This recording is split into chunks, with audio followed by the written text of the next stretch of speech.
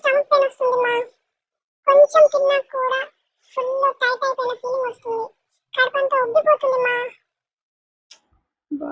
ఏంటి నీ ప్రాబ్లము చెప్పు. ఉంటది ఎందుకుండదు. ఇంకా రోజు బయటికి పోయి బిర్యానీ అని జంక్ ఫుడ్ అని తినిపో. మా నా ప్రాబ్లం కి సొల్యూషన్ చెప్పు అంటే క్లాస్ చెప్తావేంటి? ఆ నువ్వే కాదు, నీతో పాటు బయట కూడా ఇలాంటి ప్రాబ్లమ్స్ చాలా మంది ఫేస్ చేస్తున్నారు. వాళ్ళకి కూడా కలిపి చెప్తాను విను. చూసారా, ఇలాంటి ప్రాబ్లం మీరు కూడా ఫేస్ చేసే ఉంటారు కదా.